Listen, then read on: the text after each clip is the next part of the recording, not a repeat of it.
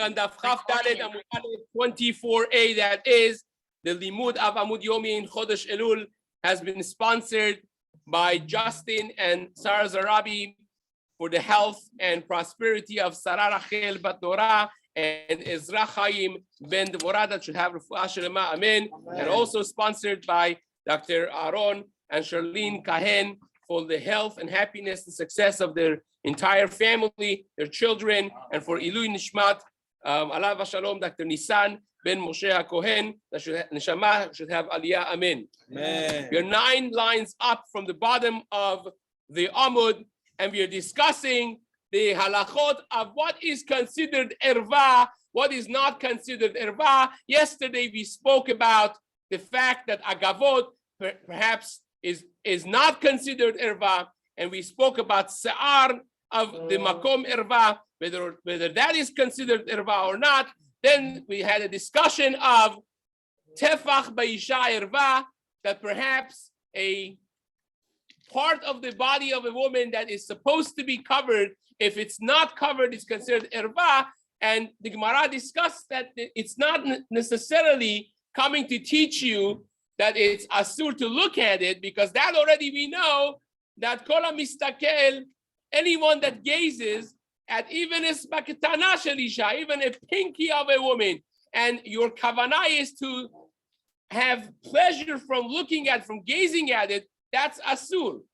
Hareze kemistakel b'makom hatoref, that's looking, it's tantamount of looking at her private area. So the Gemara said the halacha that this is coming to teach me is the fact that you cannot say Shema in front of an exposed body of even your wife.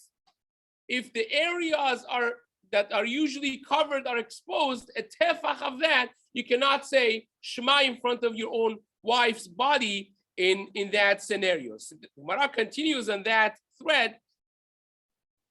Amar Rav Chisda, shok ba'isha erva. Rav Chisda taught that the area of shok, now in Arabic we call that, in Farsi same thing, is sag, which means it's the area from the knee and below until the ankle. Now, I have researched this actually at length. I found one Rishon about 1,000 years ago, at the time of Rashi, Marikaro, that he holds that shok is a thigh from knee above, but I found above 20 Rishonim that they say, all of them, that knee and down is the area of shok. From the ankles to the knee is considered shok. Now, why am I explaining this? Because this makes a massive difference in what is the halacha of what area has to be covered. Now, the Mishnah Berurah, Chafetz Chaim Alav Shalom, writes in Siman Ayin Hey that shok is from knee, and he says perhaps is from knee and above, and he quotes 2 sources for this, one being the Chaye Adam, the other one being the Pri Megadim. Now, strangely, the Chaye Adam says exactly the opposite. It says, as I mentioned, the 20 plus Rishonim say shok, sock, is from, and by the way, I think that's what the socks are called, socks, because it covers that area of the foot and above until below the knee. But that's a separate thing of linguistic diukim, which we don't necessarily learn halacha from. That was cute to know that that's there. So actually, Chaye Adam says shok is the area above the ankle up to the knee. And the Pri Megadim that the Chafetz Chaim quotes is actually mesupak. He says maybe efshar, and in a different sefer of his, he also retracts this basically, and he says shok is from ankle and up. So therefore, Chafetz Chaim's psak, the Mishnah Berurah's psak, seems to not really have a source that could stand. There are other areas of Mishnah Berurah that talk about this.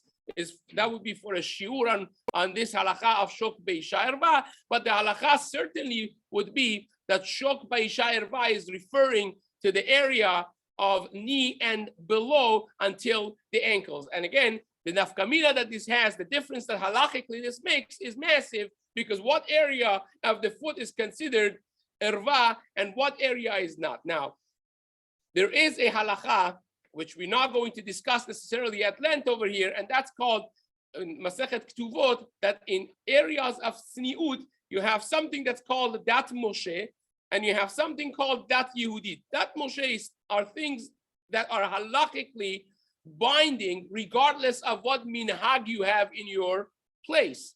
Covering the hair is considered Dat Moshe. It's a mitzvah deoraita, and therefore, regardless of what the minhag is in the community, a woman that's married has to cover their hair. But there are areas of halakha that is completely talui, is hinging on the minhag. If the minhag of the place you live in is to cover it, then you have to cover it. Midarabanan. If your minhag is not to necessarily have to cover it, then you don't have to cover it. And that would be, let's say, from knee, from shok and below. So you see, that makes a big difference. If you say shok is thigh, from knee and above, then the area below the knee, and below the knee does not mean the beginning of the knee. Even the ones who say it means the knee, it means the bottom of the bone.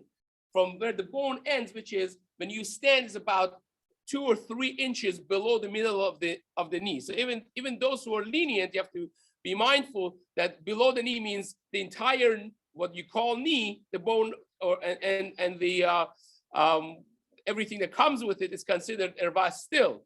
But now below the knee would be talui and the minhag, according to the Chafetz Chaim.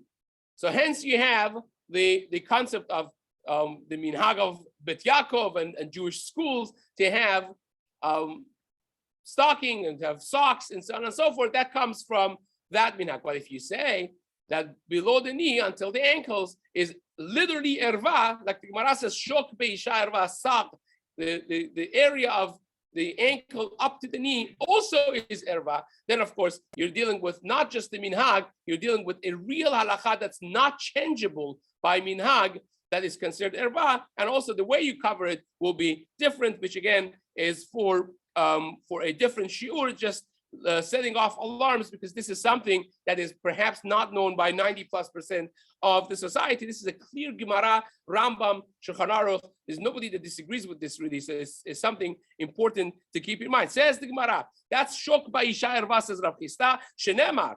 As we learned this, gali shok ivri naharot, and that pasuk in Yeshaya Hanavi calls this tegal ervatech, when he says you will have to uncover your shok, quote unquote, in order to pass through neharot, through the rivers, and through that your erva now is exposed. So you see that the pasuk in Yeshaya Hanavi calls that erva. So it says, by the way, the Rashba asks here, it says, wait a second, you just told me tefach beisha erva. Any part of a woman's body that's exposed is erva. So why in the world do you have to tell me shok ba'isha erva? So this is also a big machloket that a lot of the mefarshim, Rishonim and Achronim, discuss this mainly in the Achronim, and the main answer that's given is that by shok, even less than a tefach, because it's erva be'etzem, is even less than a tefach would be considered erva. Says the Gemara, Amar Shmuel, kol ba'isha erva, a singing voice of a woman. That's how we translate it necessarily. It's actually a machloket rishonim in Masechet Kiddushin between the Ritzba and the Meiri and others. But the way we translate this Gemara is a singing voice of a woman is also considered something very desirable, and therefore is considered erva. What does it mean? It means that when a person is saying Dvarim shebi kedusha, for sure, you should not be listening to a voice of a woman. But more than that, even if it brings hirhur to a person, that would be asur, even to listen to a woman singing, period. Now, this became a very big machloket because Chacham Obadia, allegedly, he himself listened to, Harabadia was a very musically oriented individual. Aside from all the other thousands of talents that he had, he also was, he was baki in all of the makamim of chazanut.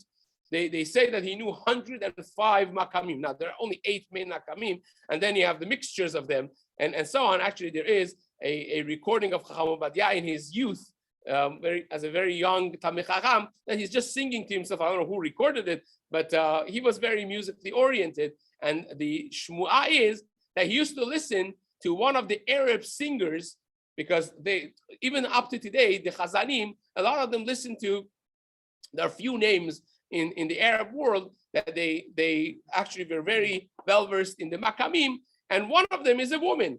Kulthum is one of the famous chazaniyot, so to speak, of the Arab world, and they say Ahmadiyya used to listen to Kulthum. So what's the heter? So Rabbi actually has a tshuva that he writes: if you don't know the person, how she looks, you don't know who this person is. So there is no hirhur in something that your brain cannot put a picture to it. So if you don't know who this person is, you don't know how they look like, then Meikar Adin Chaumadia said it would be mutar. So that's Kol Ba'isha Erva, of a singing voice of a woman, Shenemar, as the pasuk says, Ki kolech arev umarech nave. Anything that's praised by Shlomo Melech in Shir Hashirim about a woman is considered erva. So says the Gemara, Amar Rav Sheshet, Sa'ar Ba'isha erva. Same thing would be with an uncover her hair of a woman that's considered also erva. Shenemar Sa'arech ke'eder ha'izim. What does that mean? That means you cannot say Dvarim shebikdusha in front of the open hair of a woman. Now that is a bit machloket. What if the woman never covers her hair? So she's supposed to, but she's not doing it for now.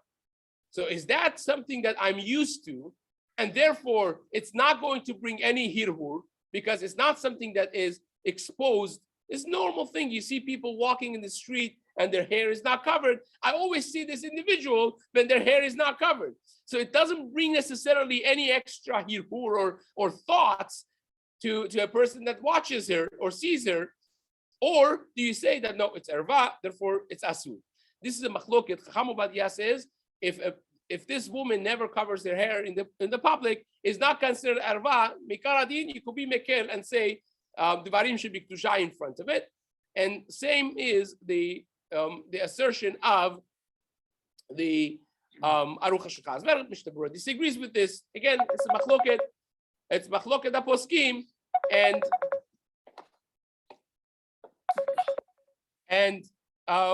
just push this. And the halakha that many poskim, many achronim bring is that they could be mekel on saying it in front of a se'ar of someone that is always appearing in public like that. So says the Gemara, Amar Rab Chanina. We're going back to the sugya of tefillin that we discussed before.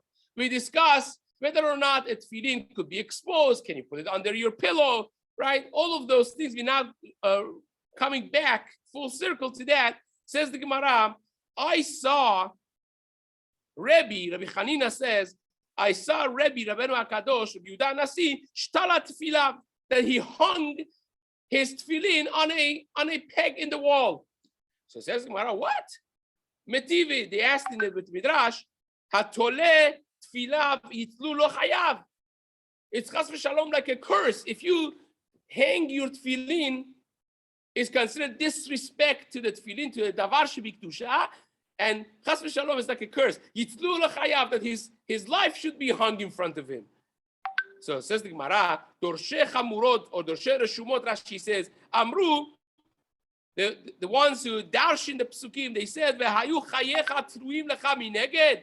The pasuk in the klalot, in the curses that says, your life should be hanging in balance in front of you. This is referring to somebody that hangs his tefillin. So how in the world can you say that you saw Rabbi Yehuda Nasi hanging his tefillin on? It's not mutar to do that. How did he do it? Says the Gemara, no kasha. It's not a kasha.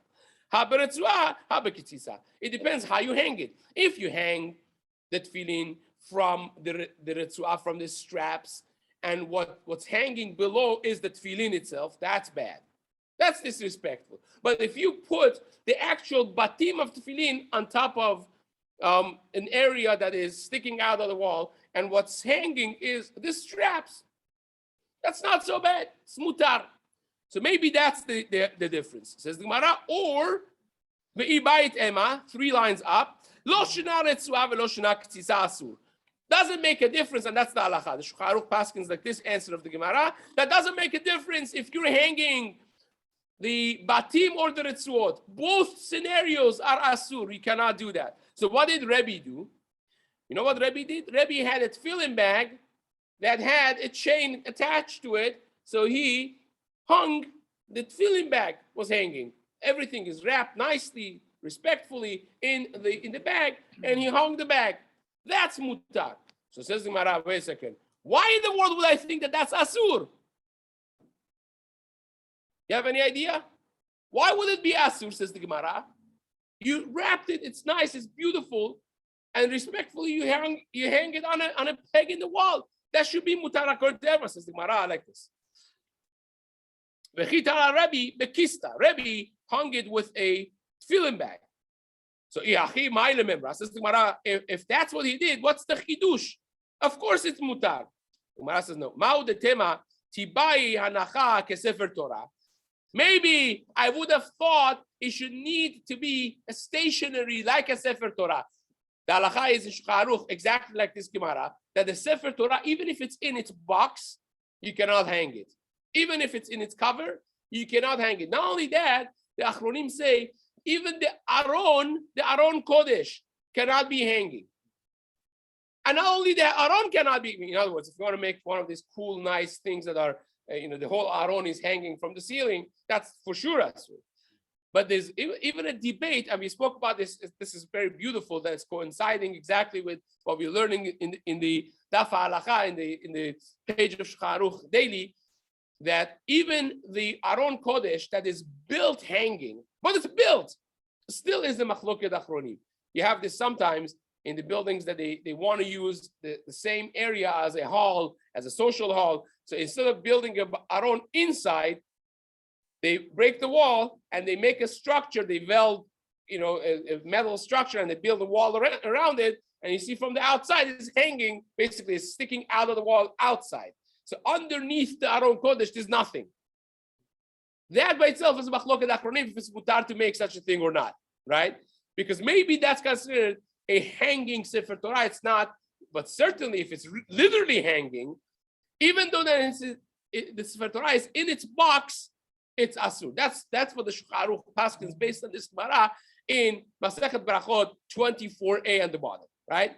So says the Gemara, I would have thought maybe tefillin also is in that level of a respect you need to give it, that you cannot hang it even if it's in its box, even if it's in his talit tefillin bag, you still should not be able to hang it. And the Gemara says no. That's the chidush of Rabbi Yehuda Hanasi that comes to teach you that so long as it is wrapped properly and it's put in its bag, you could hang the bag. And that, Rabotai, is the halacha. Says the Gemara.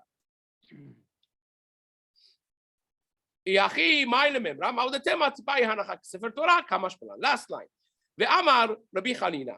Ani ra'iti et Rabbi. Another teaching from Rabbi Chanina, something that he saw and he learned from Rabbi Yehuda Hanasi.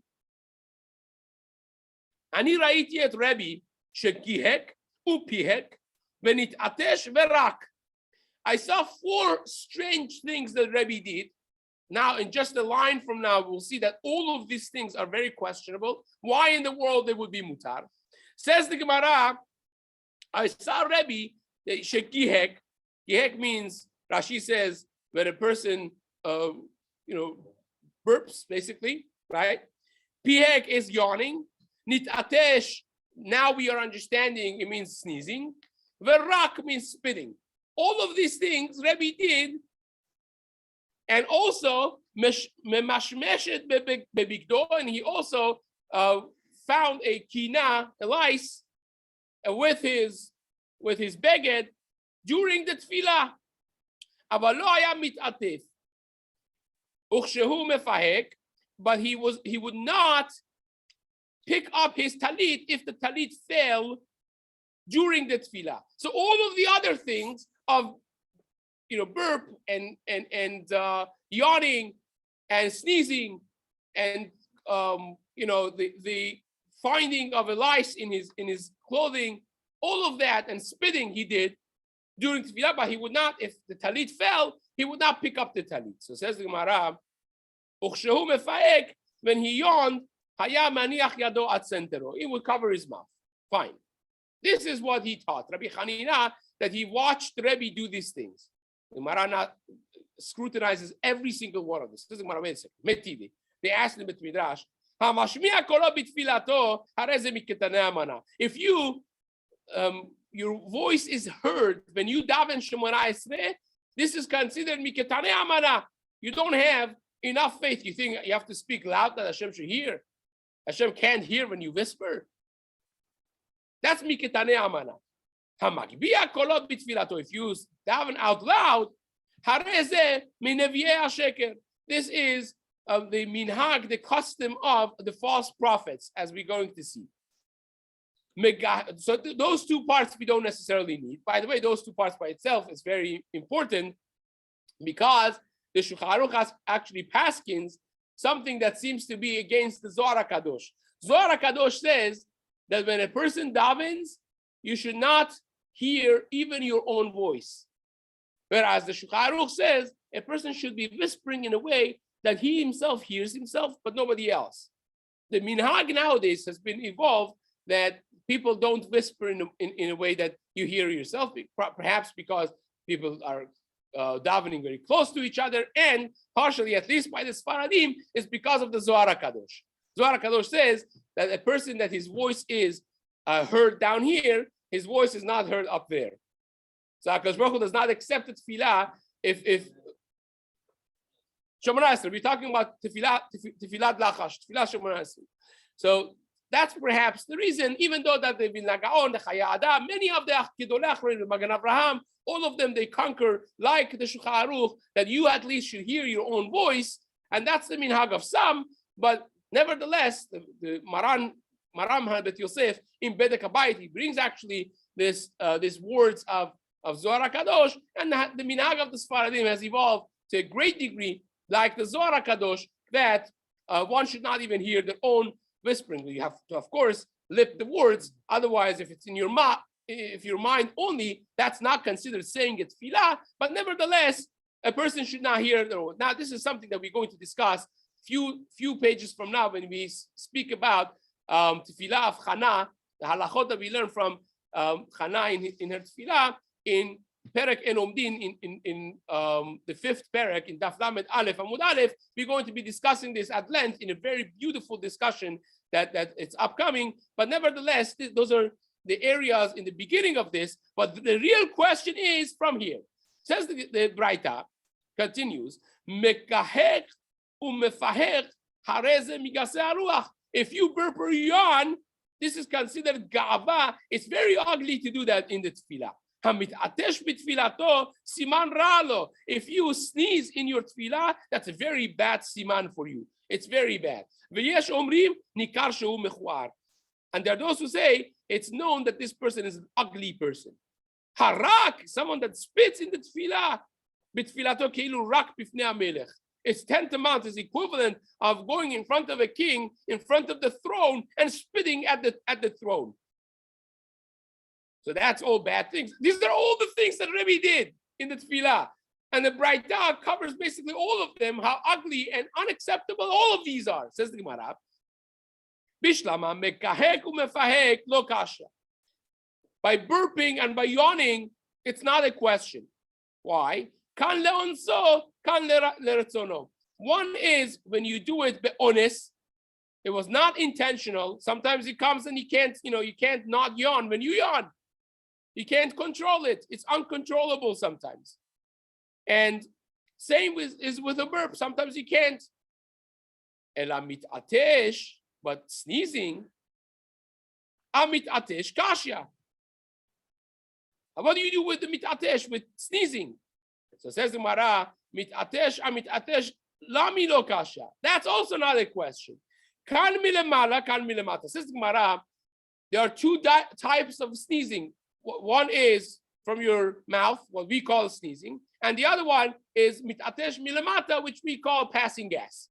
So says the Gemara, that is in your control. You can control yourself not to pass gas. So if you do so therefore, what the Gemara is saying right now is sneezing in the tefillah is not a problem. That's always a onus, by the way. The Mefarshim say sneezing, oftentimes you're not in control of sneezing altogether. Sometimes you have a sneeze attack. It's completely out of control. So why is that not the answer? Because sneezing in the tefillah is not bad at all, altogether. As we're going to see, actually, sneezing it may be a very good siman. So when the Gemara says, the Braita says sneezing is a bad siman, it's talking about what the Gemara calls sneezing milamata, which is passing gas. Says the Gemara. Damar Rav Zera, Hamilta Avle Ali be Rav Hamnuna. I learned this from Rav Hamnuna, and this is so precious to me that it's equal to all of the things I learned. What did he learn? Because Farshim say he used to sneeze all the time, Rabbi Zera, in the tefillah, and he was concerned about it. So therefore, when he heard this was worth so much for him. That if you sneeze during your tefillah, siman yafelo, it's a great sign. What's the siman?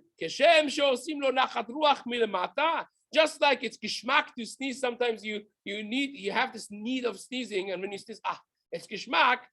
That just like they're doing nachat ruach for you, sometimes you need to sneeze and it doesn't come, and it's like it's a bummer. So once you sneeze, it's nachat ruach. It's a relief, just like they're doing for you nachat ruach milemata. That's a siman. If you sneeze during the tefillah, kach osin lo nachat ruach milemala. That they're doing your ratzon up above as well. El arak. So we answered the gihuk, the pihuk, the atisha. We answered all the burp and the yawning and the sneezing. So one is left. Rak arak kasha. How did he spit? What's the answer to that? Says the Gemara. Rak arak lami lo kasha. That's also another question. Efshar ked Rav Yehuda. It may be that he held, Rabbi Yehuda Nasi held like Rabbi Yehuda. The Amar Rabbi Yehuda, that Rabbi Yehuda taught us, Haya omed bitfilah. If you're standing in davening in tefillah, when it's damen lo rok, and you have to spit, whatever happens, sometimes you cough and you have things that you have to get rid of. Says the Gemara, whether it is mucus, if it's not mucus, it's a different story. Says the Gemara, mavnio betalito. You should not spit, but you should basically put it in the clothing or your talit, or your prayer talit. Just put it inside there. Use that as a handkerchief. So says the Gemara, ve'im talit na'ehu, and if you have a nice talit, you just bought it from Judaica store for $360. So then mavli'o be'afar kesuto, you put it in your handkerchief. So says the Gemara, Ravina Havakaya Achore the Rav Ashi. Ravina and Rav Ashi are the authors of the Gemara, the last generation of Amoraim. Ravina was a side help to Rav Ashi. Rav Ashi was the main author of the Gemara, but they were together in the same Bet Midrash. So Ravina is standing behind Rav Ashi, the davening, and he sees Nizdamelo Rok, that Rav Ashi needed to spit. And what did he do? Patke Lachore. He turned around and he spat behind. So says the Gemara, wait a second. Ravina, after Tefillah went to Rav Ashi, he says, Amar le, says, Rabbi, Chazak Baruch for the Tefillah, beautiful Tefillah, but wait a second, what happened with the rock over here? Lo savar le more, you don't hold of this Rabbi Yehuda?